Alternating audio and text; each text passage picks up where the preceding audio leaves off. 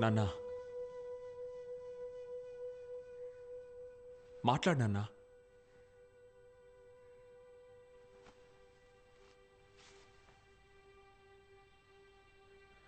రామాపురం మండల ప్రజలకి నమస్కారం.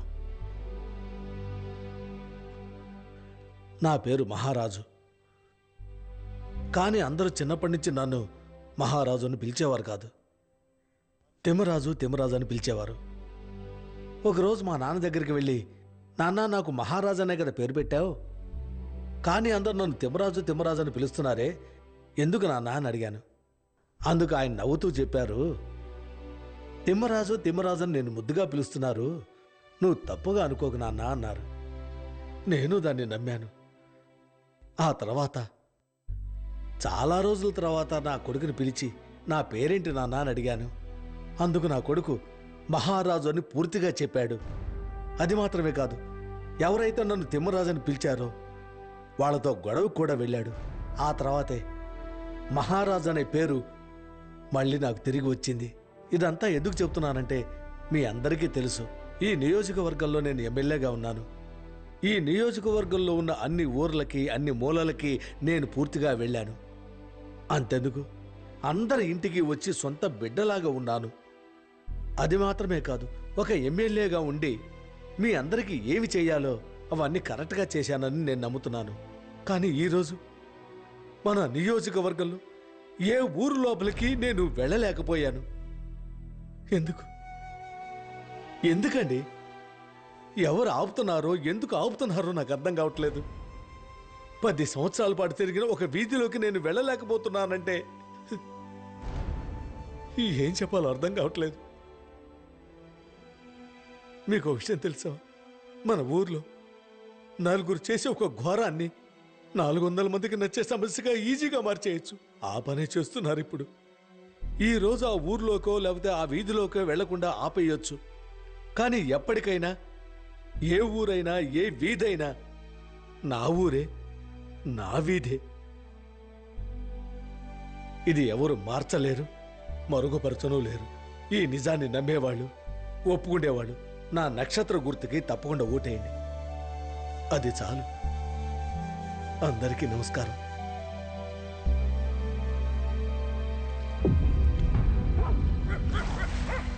అన్నా, ఏంటన్నా తండ్రి కొడుకు ఇంట్లోపల నుంచే ఎలక్షన్ ముగించేశారు. సీఎంకి భయపడి వీళ్ళని వదిలే వద్దన్నా. అప్పుడే ధైర్యం చేసి వీళ్ళని వేసి ఉండాల్సింది. రే, సీఎం చెప్పినంత వల్ల వాళ్ళని వదలలేదు. వాళ్ళని శత్రువు అనుకొని చంపకూడదు. అది మనకే అవమానం. వాళ్ళని మళ్ళీ బానిసలుగా చేయాలి. బానిసలుగా చేసి కొట్టి చంపాలి. రిజల్ట్ రాని చూసుకుందాం.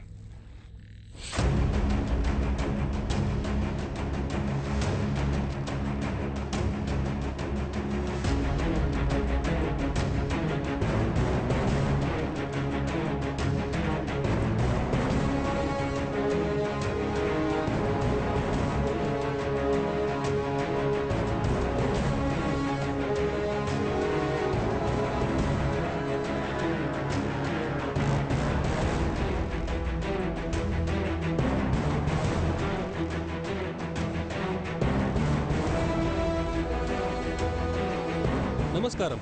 మన రాష్ట్రమంతా ఎంతో ఆసక్తిగా ఎదురు చూస్తున్న ఒక ఎన్నికల రంగం. రాష్ట్రమంతా అధికార పార్టీకే ఆదరణ పెరుగుతున్నట్టు మనకు కనిపిస్తుంది. ఓకే పెరుమాల్, మీరు ఆపోజిషన్ పార్టీ అతను ఈ మెజారిటీ ఇలాగే ఉండదు, మారిపోతుంది అంటున్నారు. మీరేమంటారు? అధికార పార్టీయే ఖచ్చితంగా మళ్ళీ అధికారంలోకి వస్తుందని నేను అనుకుంటున్నాను. అధికార పార్టీ గెలవడానికి అసలైన కారణం వాళ్ళు 5 ఏళ్ళు చేసిన మంచి పాలనని జనాలు చెప్తున్నారు. మీరు చెప్తున్నారు అన్ని జిల్లాల్లోనూ ఈ ఆధిక్యత కొనసాగుతుందని. కానీ ఇప్పుడు వచ్చిన ప్రత్యేక ఎన్నికల వార్త ఏంటంటే ప్రకాశం జిల్లాలో ఉన్న 11 నియోజకవర్గాల్లో అధికార పార్టీ అయిన ఎస్ఎస్ఎంకే ప్రస్తుతం వెనకబడి ఉంది. ఇలా వెనకబడడానికి కారణం చీరాలలో ఎన్నికలప్పుడు జరిగిన ఒక కలవరమే అని, అది రాబోయే ఫలితాల్లో ముఖ్యమైన పాత్ర వహిస్తుందని అనుకుంటున్నారా? అవునవును, అది తప్పకుండా పాత్ర వహిస్తుంది. రత్నవేలు పార్టీలో చాలా ముఖ్యమైన మనిషి, సాదాసీదా మనిషి కాదు. అధికార పార్టీ మండలాధికారి ఆయన్ని హఠాత్తుగా పార్టీలోంచి తీసేశారు. ఇది ప్రజల్లో ఒక ద్వేషాన్ని ఏర్పరిచింది. అందుకనే అక్కడ జరిగిన గొడవలు అల్లర్లు ఊరికే జరిగినవి కావు. అందులో ఒక పెద్ద ఎమోషన్ ఉంది. అందువల్ల ఇది ప్రకాశం డిస్టిక్ లో పెద్ద కలవరం ఏర్పరుస్తుంది. దీని వెనక రత్నవేలు ఉన్నారని మీరు అనుకుంటే, ప్రజలు శాంతిని కోరుకొని ఓటేశారనుకుంటే రత్నవేలుకు వ్యతిరేకంగా ఓటేసుంటారు. నిజంగానే చెప్తున్నారా? మీరు కావాలంటే చూడండి, ఖచ్చితంగా మహారాజు గెలవడానికి ఛాన్స్ ఉంది. మహారాజు గారికి వచ్చిన ఓట్ల సంఖ్య 1227. తర్వాత ప్రత్యర్థి మదన్ కుమార్ పొందిన ఓట్లు 658. ఇప్పుడే అందిన ఒక ముఖ్యమైన వార్త. రామాపురంలో మహారాజు ఆధిక్యంలో ఉన్నారని తెలియగానే ఆ ప్రత్యేక కౌంటింగ్ సెంటర్ లో ఒక టెన్షన్ కొనసాగుతుంది. ఈ ఘర్షణ వల్ల ఎన్నికల లెక్కింపు జరుగుతుందా లేదా అనే అనుమానంగా ఉంది. పెరుమాల్ సార్, మీరేమంటారు? ఇదొక నీచమైన రాజకీయం లాగా నాకు అనిపిస్తుంది. మహారాజుని ఎలాగైనా ఓడించాలని రత్నవేలు మనుషులు కుట్ర చేస్తున్నారని అనిపిస్తుంది. వాళ్ళు మహారాజుని ఎందుకు ఫోకస్ చేయాలి? తన కుటుంబంతో కలిసి పెరిగిన ఒక వెనకబడిన కులానికి చెందిన ఒకరు ఇలా ఒంటరిగా నిలబడడం రత్నవేలుకు నచ్చలేదు. అందుకే ఇలా అడ్డుకోవాలని అనుకుంటున్నారు. అప్పుడు అధికారం ప్రతిపక్షం ఉన్నారు, ఇప్పుడు రిజర్వ్డ్ కులం అంటున్నారు. ఆ టాపిక్ లోకి మనం వెళ్ళక్కర్లేదు. ఒక అధికార పార్టీ క్యాండిడేట్ గెలుపుని అంత ఈజీగా ఆపేయలేదు. అన్ని సమస్యల్లోకి రిజర్వ్డ్ కులాన్ని లాగితే ఎలా? ముందుగా కారణం తెలియాలి. ఊరికే వెనకబడిన కులం అని చెప్పట్లేదు. ఆ నియోజకవర్గంలో అధికార పార్టీకి వ్యతిరేకంగా ఓ పెద్ద కలవరాన్ని రత్నవేలు జరిపించాడు. అక్కడ అధికార పార్టీలో ముఖ్యమైన ప్రముఖులు ఉన్నారు, ఎమ్మెల్యేలు ఉన్నారు. వాళ్ళందరినీ వదిలేసి మహారాజును మాత్రమే ప్లాన్ చేసి అటాక్ చేశారు. మహారాజు అక్కడ కౌంటర్ రియాక్షన్ తీసుకొని ఉంటే ఎంత పెద్ద కలవరం జరిగుండేది. కానీ అతని రాజకీయం అనుభవం వల్ల అతను ఆ రోజు ప్రశాంతంగా ఉన్నాడు. అదేవిధంగా ఈరోజు అందరూ ప్లాన్ చేసి ఆయనని గెలవనీయకుండా చేస్తున్నారు. అక్కడ 300 ఓట్లు ఎక్కువగా ఉన్నాయి. ఈలోపే ప్రాబ్లం క్రియేట్ చేసి కౌంటింగ్ ఆపేశారు. దీన్ని ఎలా అని అర్థం చేసుకోవాలి? ప్రస్తుతం వచ్చిన తాజా వార్త ప్రకారం ఎస్ఎస్ఎంకే పార్టీ నాయకుడు మరియు ముఖ్యమంత్రి అభ్యర్థి అయిన సుందరి రాజన్ తన నియోజకవర్గంలో గెలిచారు. ఎస్ఎస్ఎంకే పార్టీ మళ్లీ అధికారానికి రావడం ఖాయమని ఫలితాలు చెప్తున్నాయి. ఇదిగో చూడండి సార్, మీరు అపోజిషన్ పార్టీ అధికారానికి వస్తుందని గట్టిగా చెప్పారు కదా. ప్రజలు మళ్ళీ అధికార పార్టీకి ఇంకొక ఛాన్స్ ఇద్దాం అనుకున్నారని. మధ్యలో జోక్యం చేసుకుంటున్నాను, క్షమించండి. ఒక బ్రేకింగ్ న్యూస్ వచ్చింది, చూద్దాం. చాలా సేపటి నుంచి రామాపురం నియోజకవర్గంలో లెక్కింపు ఆగిపోయింది. అది ఇప్పుడు మళ్ళీ మొదలైంది. అందులోనూ మహారాజే ముందస్తులో ఉన్నారు. ఈ పరిస్థితి మారుతుందా లేదా కొనసాగుతుందా వేచి చూద్దాం. 10వ రౌండ్లో ఆర్ మదన్ కుమార్ పొందిన ఓట్లు 914. రామాపురంలో పోటీ చేసిన మహారాజు 3వ రౌండ్ నుంచే ఆధిక్యంలో ఉంటూ 10వ రౌండ్లో మహారాజు 348 ఓట్లు వెనుకబడ్డారు.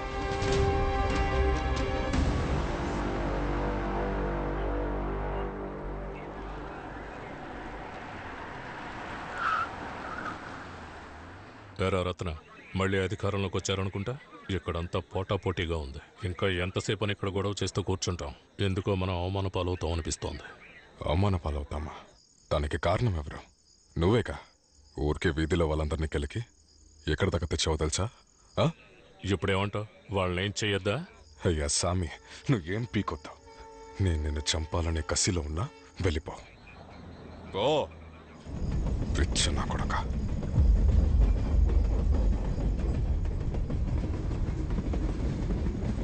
తర్వాత అభ్యర్థి అయినటువంటి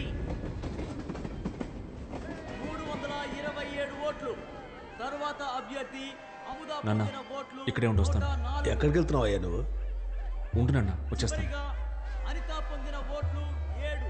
లీలా, నాన్నతోనే ఉండి జాగ్రత్తగా చూసుకో. వచ్చేస్తాను. నువ్వెక్కడికి వెళ్తున్నావు? వచ్చేస్తాను. వీరా, నాన్న నాన్న సరే నాన్న.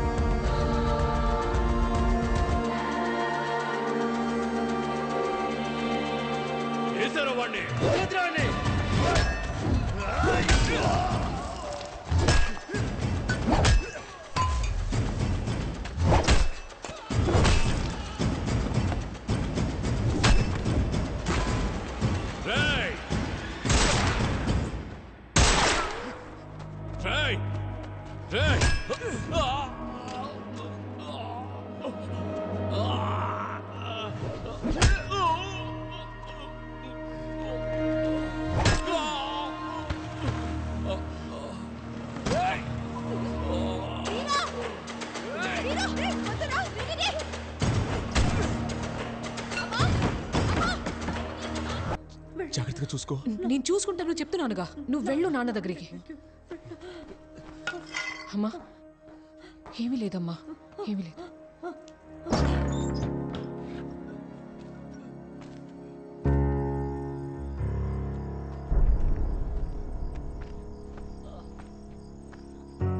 బాబు అది ఎలా ఇవ్వు, నేను చూస్తాను.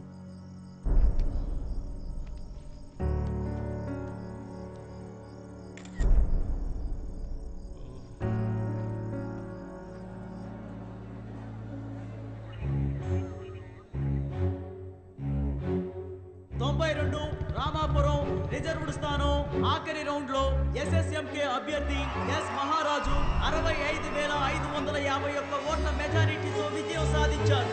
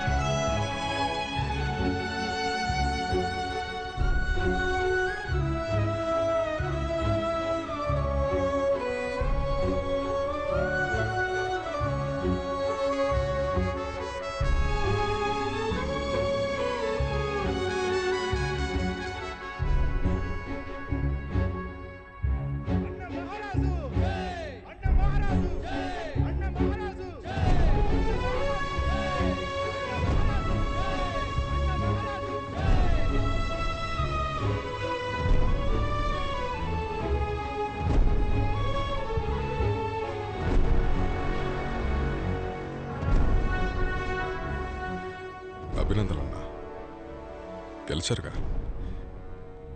ఈ తమ్ముడిని మర్చిపోవద్దు. నిన్ను ఎలా మర్చిపోగలి చెప్పు.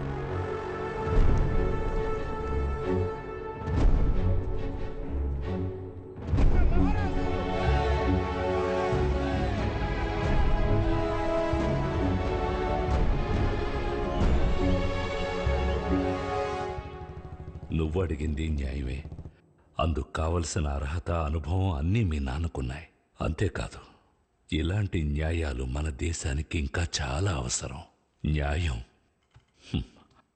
ఇది ఇక్కడున్న అన్ని వర్గాల వారికి చేరాలి, తప్పకుండా చేరాలి. నేనిప్పుడు కూర్చున్న ఈ సీటుతో సహా అదేగా న్యాయం. చూద్దాం. పాతకాలంలోలా ఉండకూడదనే చూస్తున్నాను. మారకపోతే మీలాంటి కుర్రాళ్ళు మమ్మల్ని ఊరికే వదిలేస్తారా ఏంటి? ఇవ్వు. హరే చెయ్యబయ్యా, ఇమ్మంటుంటే.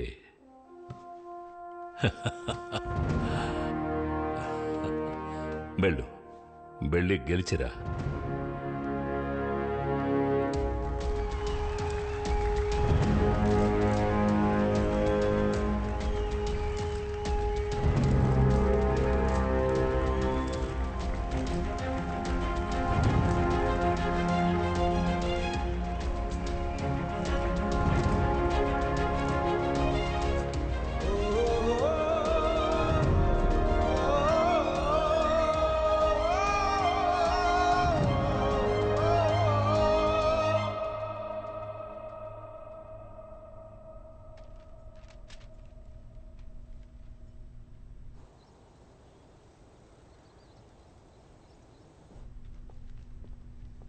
గౌరవనీయులైన సభా అధ్యక్షులు గారు,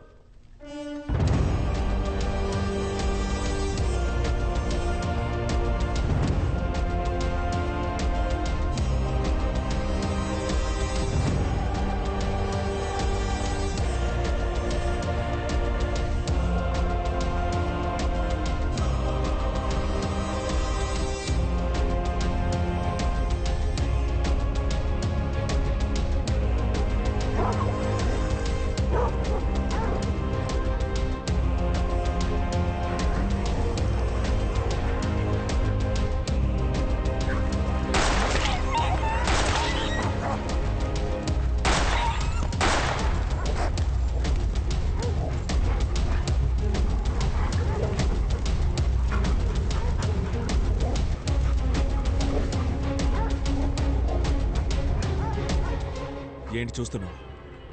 ఇకపై నీ బెదిరింపులకి ఇక్కడ ఎవ్వడూ భయపడ్డావు. ఇంకా నువ్వు తుపాకీ తీసుకొని బెదిరించినా కూడా ఒక్కొక్కడు వాడి పని చూసుకొని వెళ్ళిపోతా ఉంటాడు. అర్థమైందా? పో. అన్ని కులాలు, అన్ని మతాలు ఒకటే. చేసే వృత్తే దైవం. అందరూ సమానం. పుట్టుకతోనే అందరం ఒకటే. భిన్నత్వం అనేది మీరు చేసే వృత్తిలో మీ ప్రతిభని బట్టే చెప్పాలి.